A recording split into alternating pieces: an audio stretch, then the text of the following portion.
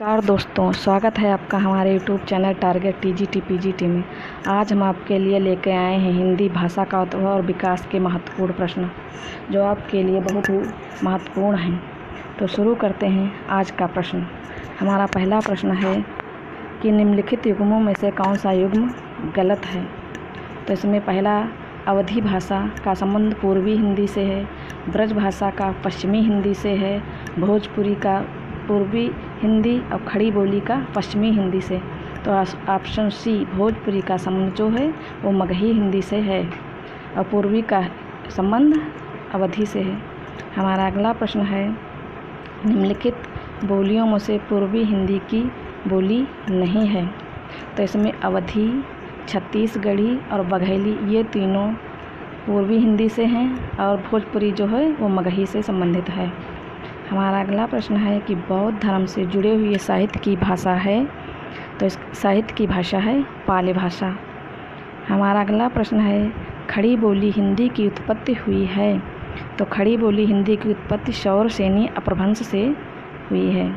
हमारा अगला प्रश्न है कि अवधी और ब्रज दोनों भाषाओं में रचना करने वाले कवि कौन हैं।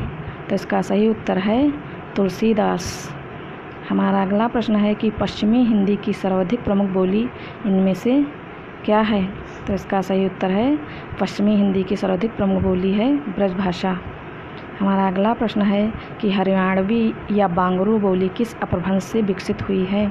तो इसका सही उत्तर है पश्चिमोत्तरी शौरसेनी अपभ्रंश भाषा। हमारा अगला प्रश्न है कि भोजपुरी बोली की उत्पत्ति हुई है।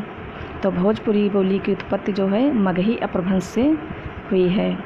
हमारा अगला प्रश्न है कि मगही किस उपभाषा की बोली है। तो मगही जो है वो बिहारी भाषा की उपबोली है। हमारा अगला प्रश्न है कि ग्वालियर की बोली है। तो ग्वालियर की जो है वो बुंदेली बोली है। हमारा अगला प्रश्न है कि कौन सी भाषा देवनागरी लिपि में लिखी जाती है। तो इसका सही उत्तर है मराठी। मराठी जो है देवनागरी लिपि में लिखी जाती है। अगला प्रश्न है कि हिंदी खड़ी बोली किस अपभ्रंश से विकसित हुई है। तो इसका सही उत्तर है हिंदी खड़ी बोली शौरसेनी अपभ्रंश से विकसित हुई है। अगला प्रश्न है कि छत्तीसगढ़ी बोली हिंदी के किस उपभाषा वर्ग के अंतर्गत बोली जाती है। तो इसका सही उत्तर है पूर्वी हिंदी। छत्तीसगढ़ी पूर्वी हिंदी के अंतर्गत बोली जाती है। हिंदी का पाणिनि किसे कहा जाता है। तो इसका सही उत्तर है किशोरीदास वाजपेयी को हिंदी का पाणिनि कहा जाता है। निम्नलिखित में भाषा की प्रमुख प्रकृति कौन सी है। तो भाषा की प्रमुख प्रकृति है जटिलता से सरलता की ओर। अगला प्रश्न है कि अंगिका किस राज्य की बोली है। तो इसका सही उत्तर है बिहार। अंगिका जो है वो बिहार राज्य की बोली है। अगला प्रश्न है कि कर्ता के साथ ने का प्रयोग न होना किस उपभाषा की प्रमुख विशेषता है। तो कर्ता के साथ ने का प्रयोग न होना पूर्वी हिंदी की प्रमुख विशेषता है।